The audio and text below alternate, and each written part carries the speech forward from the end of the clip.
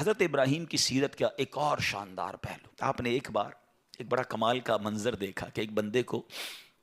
سمندر میں اس کی ہلاکت ہو گئی، سمندر میں وہ ڈوب کے مر گیا، مچھلیوں نے کھایا اس کی باڈی کو، تھوڑی دیر بعد اس کی لاش سمندر کے کنارے پہ آئی تو پھر جانوروں نے کھایا، اس کے بعد دیکھا کہ پرندے آئے، پرندوں نے بھی اس کی باڈی سے کھایا۔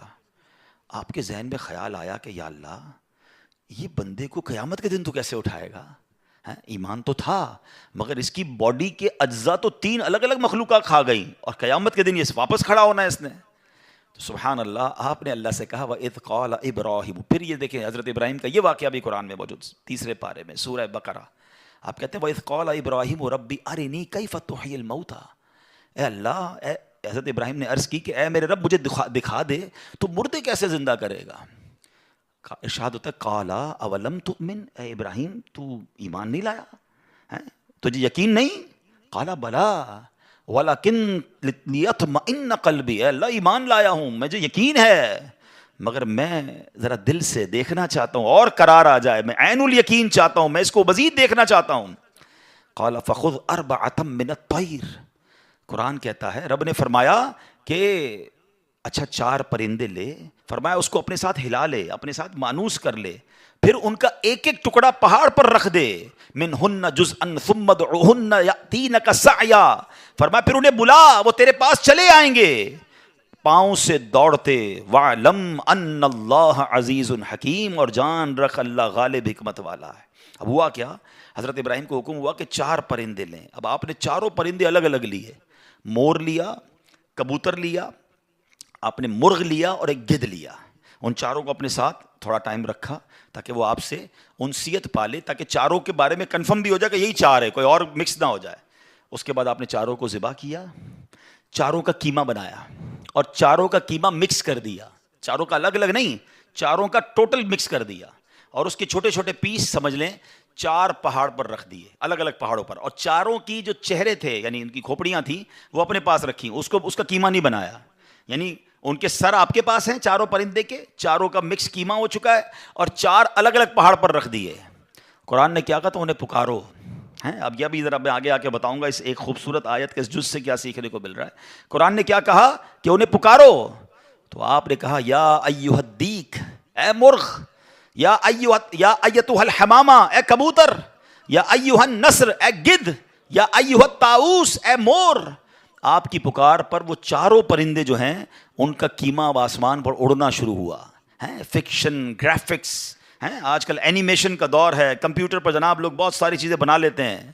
سنو 5000 سال پہلے قرآن میں یہ واقعہ موجود ہے کہ کیا ہوتا ہے، ان 4 کا قیمہ اڑتا ہے، اور اب جس کا مرغ کا ہے وہ مرغ کی طرف، مور کا ہے تو مور کی طرف، کبوتر کا 4 کے جسم پورے کمپلیٹ ہوتے ہیں، سر نہیں ہے، سر تو آپ کے پاس ہے نا، وہ 4 پرندے بغیر سر کے دوڑتے ہوئے آپ کے پاس آتے ہیں، زندہ ہو جاتے ہیں مگر سر نہیں ہے، قریب آتے ہیں تو حضرت ابراہیم نے ان کا سر جو ہے وہ واپس ان کے پاس لگا دیا، سب سر بھی ان کا لگ گیا، آ کر دانہ چگنے لگ گئے۔ حضرت ابراہیم نے اپنی آنکھوں سے مردوں کو زندہ ہونے کا واقعہ دیکھا اور آپ کے دل کو اطمینان اور قرار آیا، میرا رب یہ ہے۔ کیسے ہیں، کہتے ہیں کسی کو شیر کھا جائے، کسی کو مچھلی کھا جائے، کسی کی سمندر میں موت آ جائے، معاذ اللہ کسی کے پرخچے اڑ جائیں، کوئی آگ میں راکھ ہو جائے، میرا رب چاہے تو سب کو دوبارہ جسم، ان کی تمام باڈی کو پھر کریٹ کرے گا اور وہ قیامت کے دن جمع ہوں گے۔ حضرت ابراہیم نے یہ اپنی آنکھوں سے دیکھا اور یہ واقعہ بھی قرآن میں موجود۔ یہاں کیا سیکھنے کو ملا؟ پہلی بات، میرے رب کی قدرت کیسی ہے، ان اللہ علی کل شیء قدیر، ٹھیک ہے۔ دوسری بات، علماء کہتے ہیں، صوفیانہ تفسیر اس کی لکھی گئی کہ 4 پرندے کیوں لیے گئے، کبوتر، مور، گدھ، اور چوتھا کون سا تھا، مرغ۔ فرمایا ان 4 کی نا ایک بری خصلت ہے، مرغ ہے اس کے اندر شہوت بہت ہے، جو کبوتر ہے اس کو اپنی اڑان پر بڑا ناز ہے، بڑا تکبر ہے، بہت اونچا اڑتا ہے۔ فرمایا گدھ جو ہے اس کا کیا پرابلم ہے، گدھ کے بارے میں فرمایا کہ وہ لالچی بہت ہے۔ اچھا، پھر اس کے بعد ایک اور پرندہ ہے مور، اس کو اپنی خوبصورتی پر بڑا ناز ہے، وہ خوبصورتی کی وجہ سے بڑا پراؤڈ فیل کرتا ہے۔ تو فرمایا یہ 4 بری عادتیں ہیں، اس کو ذبح کر کے یہ پیغام دیا گیا کہ اگر تم بھی اپنی اونچی اڑان، اپنے اونچے مرتبوں، اپنے اونچے مقام کا تکبر چھوڑ دو، اپنی خوبصورتی پر گھمنڈ کرنا چھوڑ دو، ہوس اور شہوت کے بعد اپنے آپ کو بچا لو، لالچ کر کے دنیا کے بال کے پیچھے بیڑا غرق اپنا نہ کرو، اگر ان عادتوں کو ذبح کر دو تو اللہ آج بھی تمہارے دل کو زندہ فرما دے گا۔ ان کو زندہ کیا نا، فرمایا ان عادتوں کو ختم کرو، رب تمہارے دل کو زندہ فرمائے گا اور اس میں نور داخل فرما دے گا۔ علماء نے اس کی صوفیانہ تفسیر یہ لکھی۔ اور اب ایک اور عقیدے کی بات بھی، کنفیوژن پھیلانے والے بہت کنفیوژن پھیلاتے ہیں، میں تو قرآن سے آج آپ سے بات کر رہا ہوں نا۔ اللہ نے کیا کہا کہ انہیں پکارو، وہ تو دنیا میں نہیں تھے پرندے، مر چکے تھے، کیما بن چکا ہے، کیما بنے ہوئے پرندوں کو رب کہہ رہا ہے پکارو۔ حضرت ابراہیم نے کیسے پکارا، یا ایھا الدیک، یا ایتھا الحمامہ،